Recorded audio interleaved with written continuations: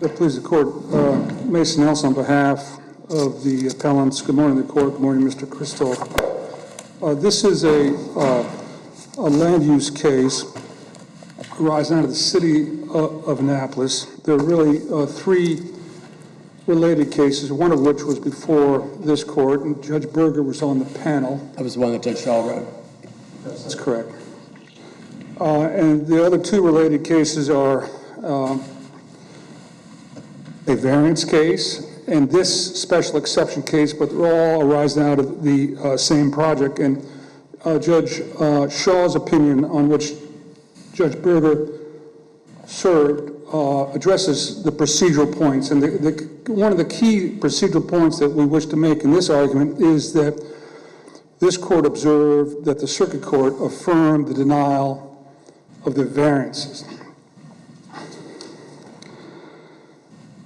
So this case, the issue in this case focuses on whether the administrative agency on remand complied with the court's ruling in the variance case and whether it conformed with the terms of the circuit court's remand order. We assert in summary that the agency did not comply with the court's ruling in the variance case and did not conform with the terms of the remand order, and therefore this court should reverse. Let me just touch on some of the key points.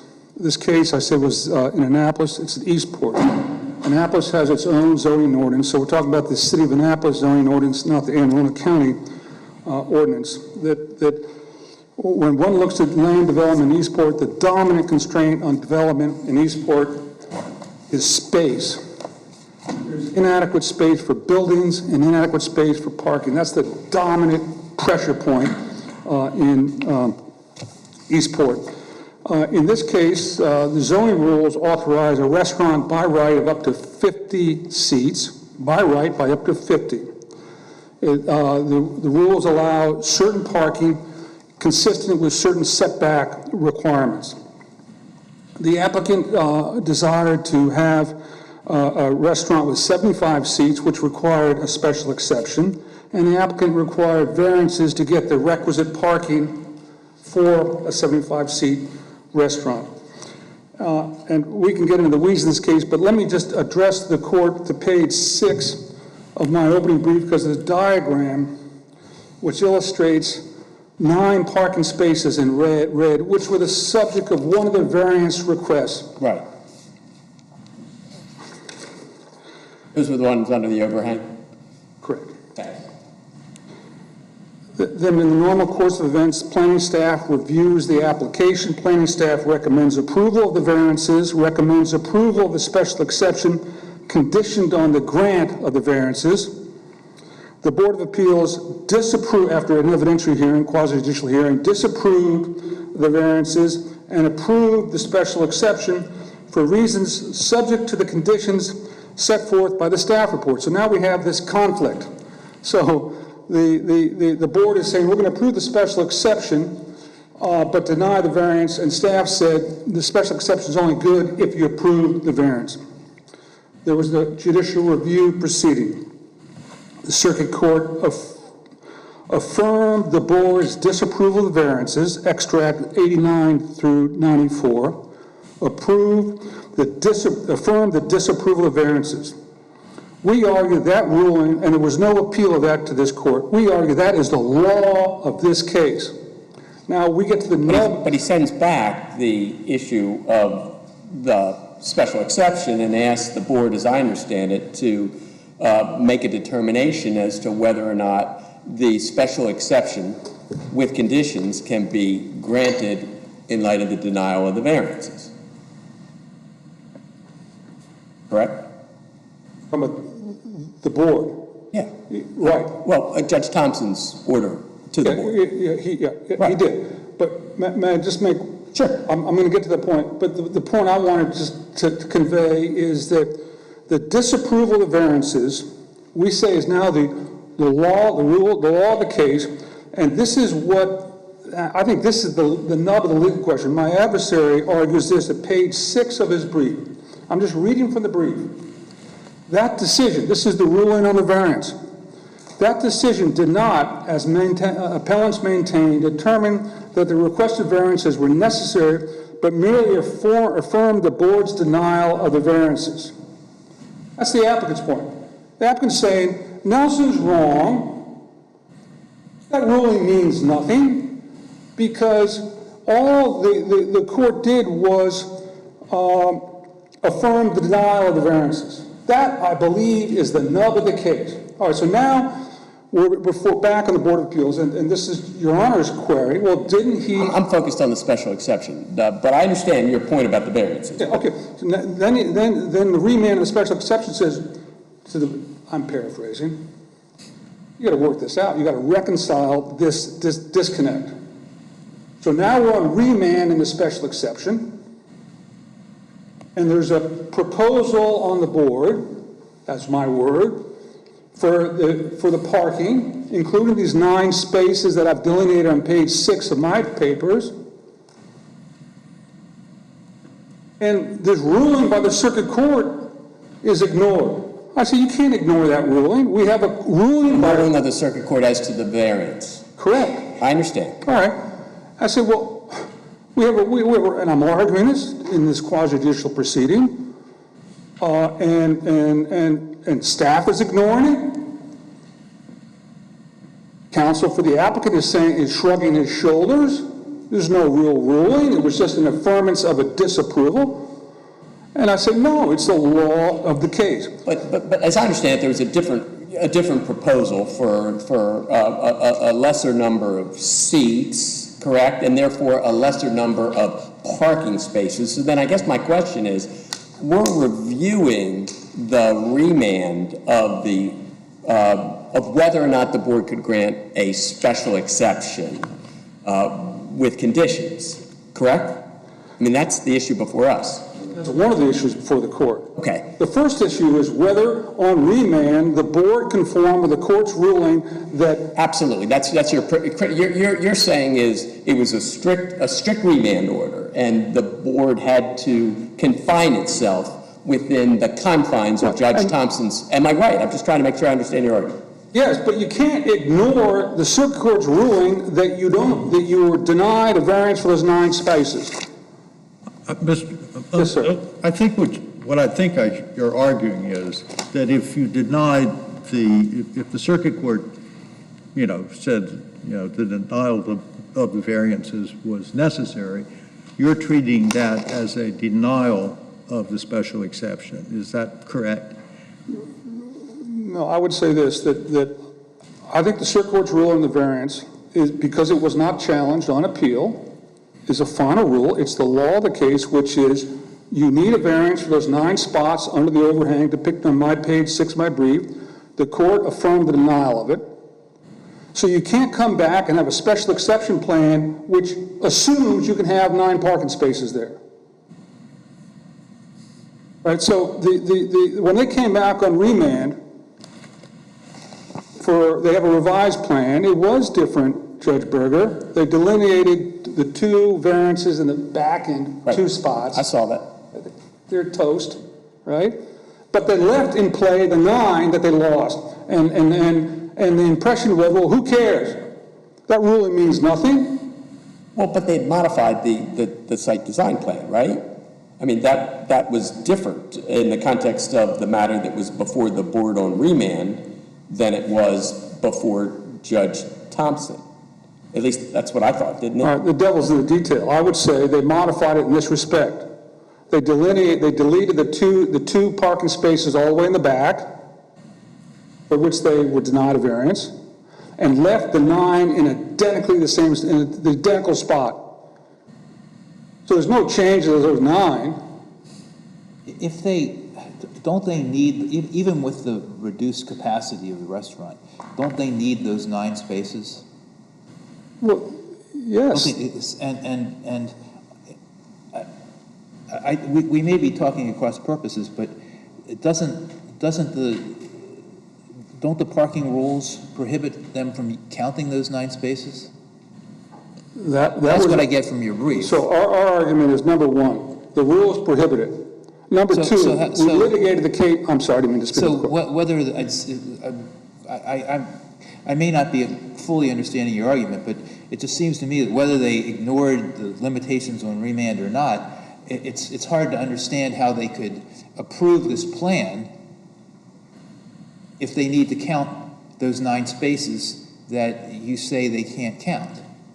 And the parking regulations prohibit them from being counted.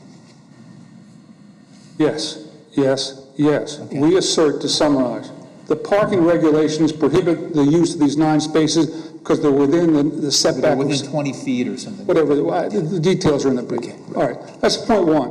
Point 2, we litigated the case and won it in the circuit court, and there was no appeal. And then on remand, I understand that argument, but you litigated the issue of the variances. Judge Thompson's remand order was clear. How can you grant the special exception in light of the denial of the variance? And the board addressed that, and that's what we're here to address. right, the board addressed it With 20 conditions. improperly because the board ignored the court's ruling and also got the law wrong on the setback. But the board ignored the prior court ruling about the denial of the 9 parking spaces. And the way the lawyer for the applicant tries to get around it, he says, well, that wasn't really a ruling. It was just an affirmation of the denial of the variances. I said, no, it's an adjudication. My clients prevailed. You don't get those 9 spots. And because you don't get those 9 spots, the board erred in approving the special exception. Then we have our brief includes many other issues, including the conditions, but I'm winding down my last 20 seconds, so I'll come back and cover as much as I can. Thank you so much. Thank you very much, Mr. Nelson. Mr. Christoph. Please, the court, your honors. I'm also going to start with the variance first, even though, as the court has pointed out, it's really the special exception that's before the court. And just for a little bit of ancient history, the code requires that buildings containing off-street parking be subject to yard requirements. And as I argued, if the yard includes, or as I pointed out in my variance application, if the yard definition includes buffer yards, then a variance for the 9 spaces might be necessary. At the conclusion of the hearing before the board, we specifically asked the board to rule on whether or not those 9 spaces were needed. But the chair, and this is at E110-111, declined to rule on that, merely noting that the variances were denied. Chair said the Office of Planning and Zoning has to make that determination. So my point is the board did not decide that a variance was needed to the northern property line. The circuit court only affirmed that the denial of the variance, or excuse me, it confirmed that they denied the variance without comment on whether or not it was necessary, but remanded for clarification, which is the issue that the court has brought up. The Office of Planning and Zoning, in connection with the grant of the modification that was subsequently applied for and the modified site plan, determined that no variance was necessary and conditioned only that the special exception allowed the applicant to submit the modified site plan.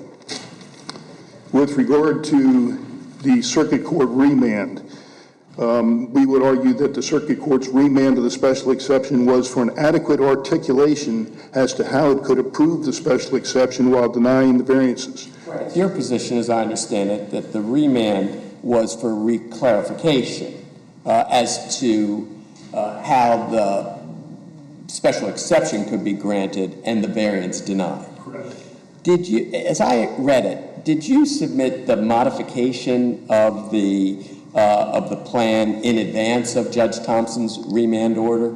Yes. It looked that way. It was done before. It was so your submitted request to reduce the parking spaces was all done in advance of the court's initial determination. It was actually done, I believe, in April of 2020, and the modification was granted by the Office of Planning and Zoning in August of 2020. Right. So that was all done before. So it's your position. So your position is just it's up to the board to do whatever they want to do in light of the request of the order of the court to address the validity of the special exception with conditions in light of the denial of the variance. So what's your position with Mr.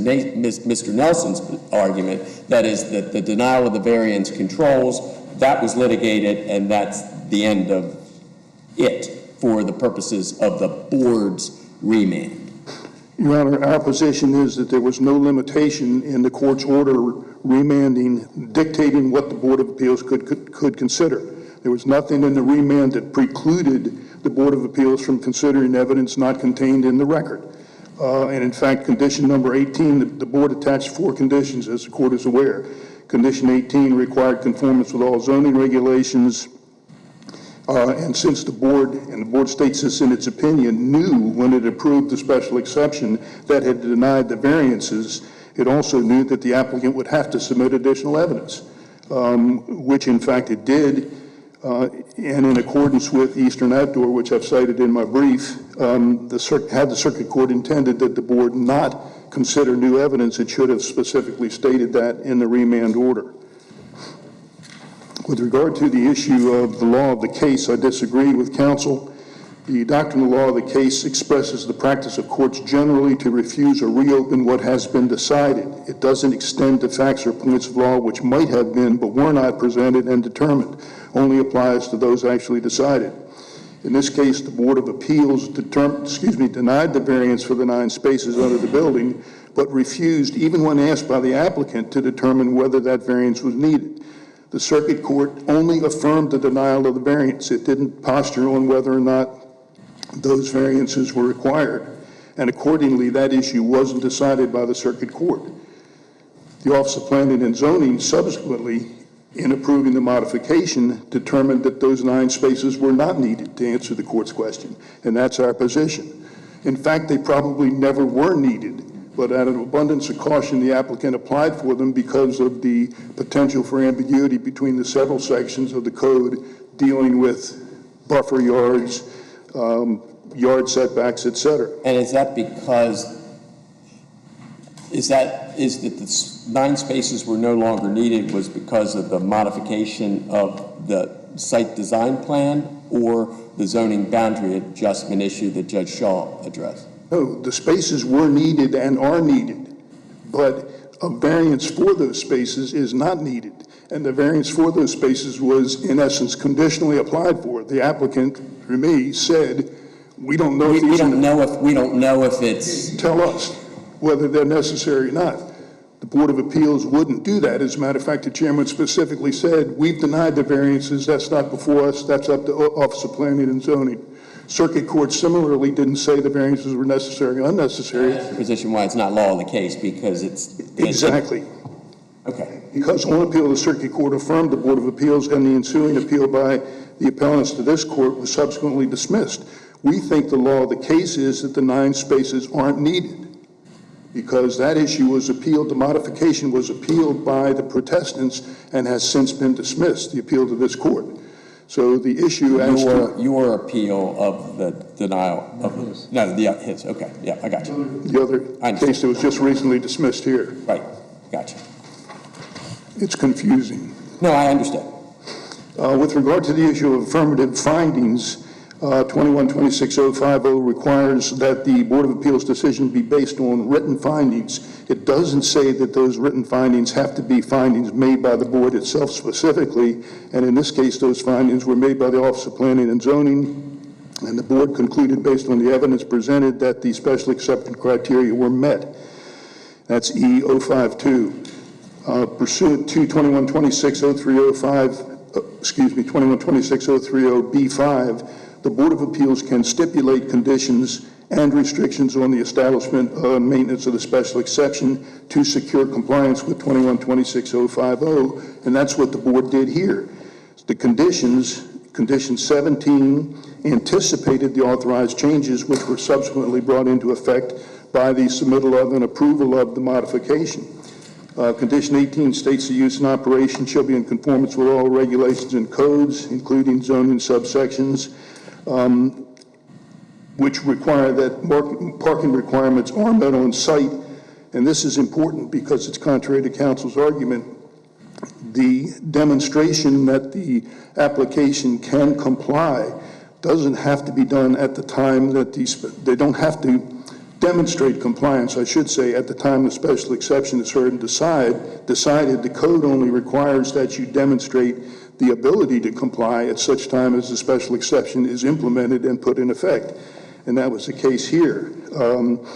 In accordance with the modification agreement, the modification decision, the number of parking spaces was reduced to meet the increased set, and also that modification increased the setbacks and reduced the seating.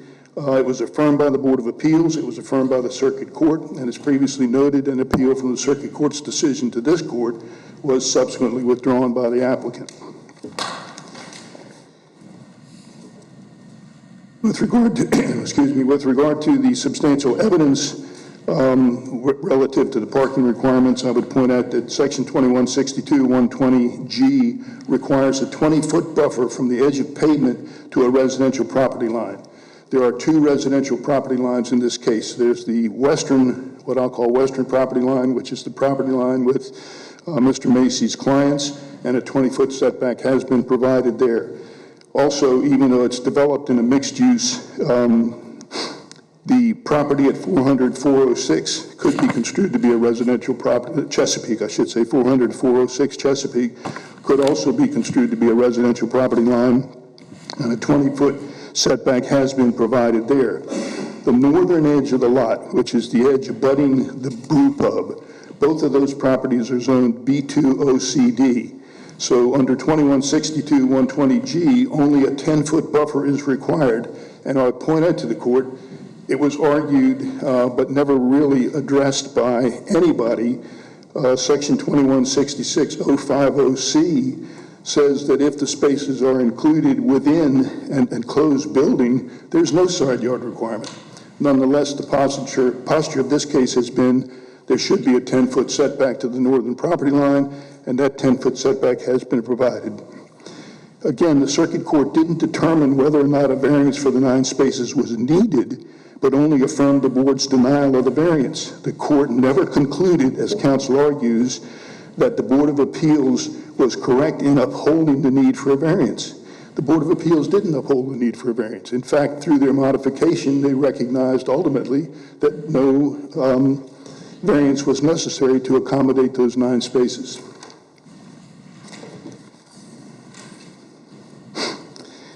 Council also raises the need for a 1-year waiting period when a special exception is denied. I would just note that's pursuant to 2126-060, the code. The Board of Appeals did not deny the special exception, but granted it, relying on several conditions previously noted to assure that parking would be in compliance with code. The special exception,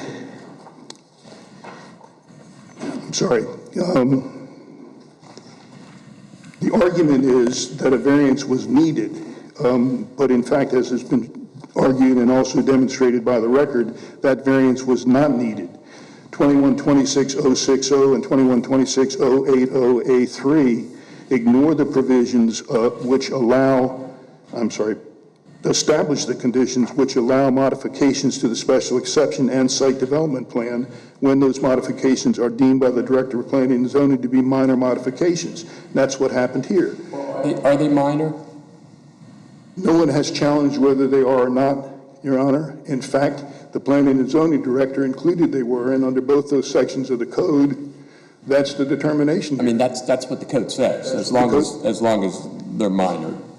And that's up to the Planning and Zoning Director. And in fact, those minor, quote unquote, modifications were approved. That was affirmed by the Board of Appeals. That's E152 and Appendix 3 to my brief. And as previously stated, the appellant's appeals of those decisions were denied by the Circuit Court, and after appeal to this court, voluntarily dismissed. So again, the conclusion has to be, A, that no variances were needed to anything other than the provided 10-foot setback from the northern property line under the 2 sections of the code. Arguably, no setback is required because they're in an enclosed building, those parking spaces. And if they are required, they're not required to be set back any more than 10 feet from the common property line. With regard to the case law, and I'm getting close, administrative agencies, and these are the cases cited in my brief, but just to summarize, the administrative agency's interpretation and application of the statute which the agency administers should be given considerable weight. A reviewing court must review the agency's decision in the light most favorable to it. The agency's decision is prima facie correct. The court's task is not to substitute its judgment for the expertise of those persons who constitute the administrative agency. That's all of those are particularly applicable here. And finally, and this is important, the legislative delegation of authority to administrative agencies includes the authority to make significant discretionary policy determinations. In this situation, the Board of Appeals made a determination that it would be unnecessarily burdensome to require the applicant to go back through the special exception process, and instead accepted the modifications which had been granted and refused to buy counsel's argument that we should start all over. That was unworkable. You can quibble with the fact that unworkable is not contained in the code, but I believe it is within the legislative's delegation of authority to the Board of Appeals to make significant discretionary policy determinations. And with that, I'd entertain any questions from the court. Appreciate your patience. Thank you very much, Mr. Christos. Mr. Nelson, you have 8 minutes.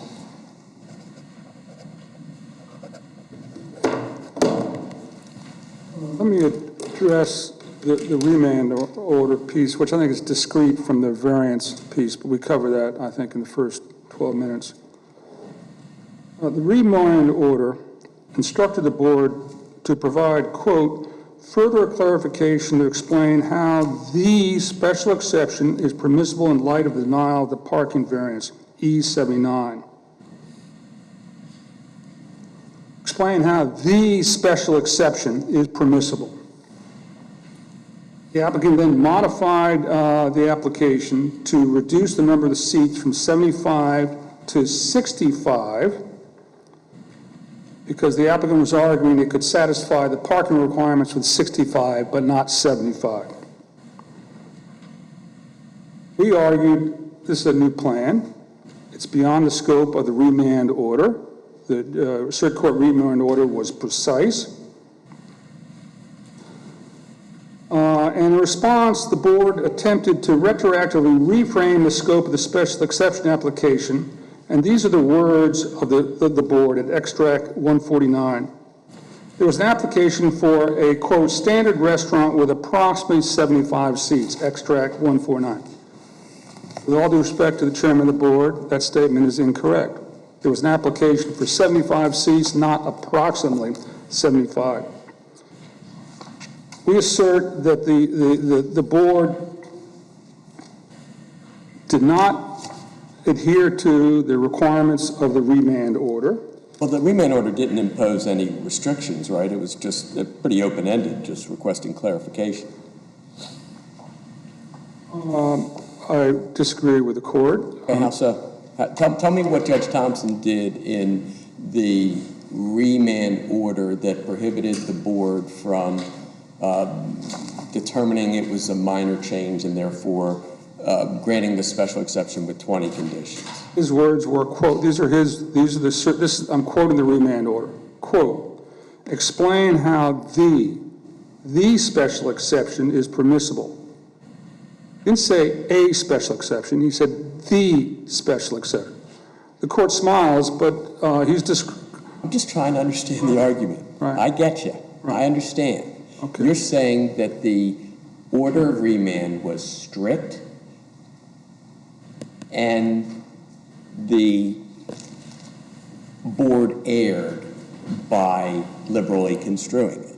And what I hear from the other side is it was for reclarification and the board could use its deference to determine what it needed to address the court's request for a clarification. Yeah, so my view is different. Here's my view. Sure. There's a set of rules in place. Land use.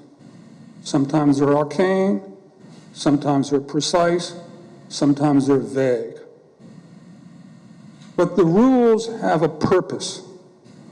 And the purpose of the rules is so that people are treated equally, that people with access to the decision makers, people with power, people with clout, can't walk in and get what they want.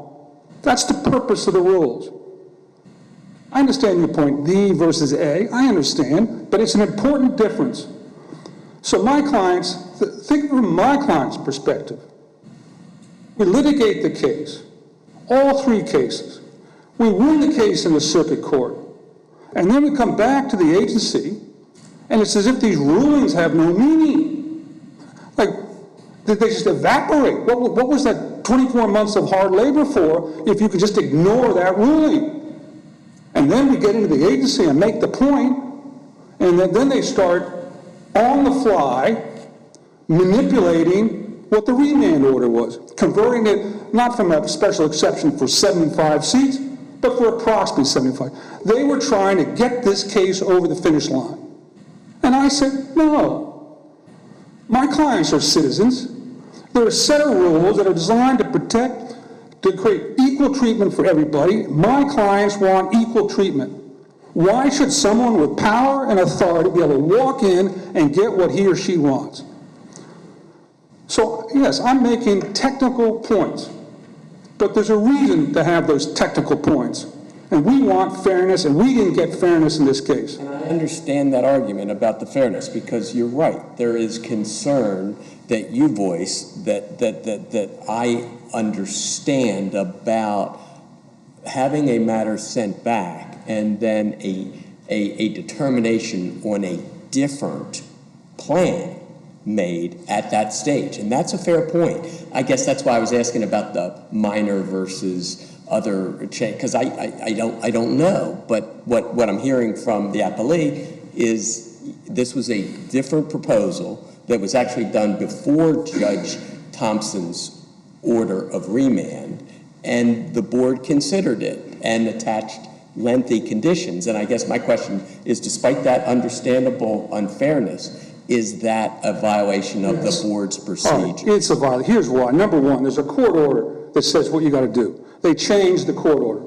Number two, they ignored the prior court ruling which controlled their decision, we assert. And number three, they kicked the can down the road to let someone else decide whether or not they can satisfy the parking requirements. This is the condition piece. The someone else being the board. The planning people.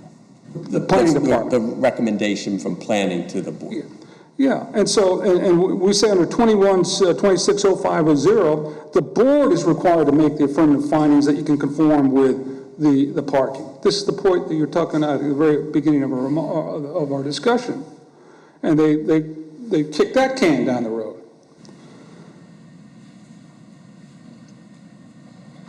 And the point about major versus minor, my take on that is totally different. Imagine in your mind's eye, I'm in a quasi-judicial proceeding on remand after 24 months of hard litigation, tremendous expense, when we have prevailed, right?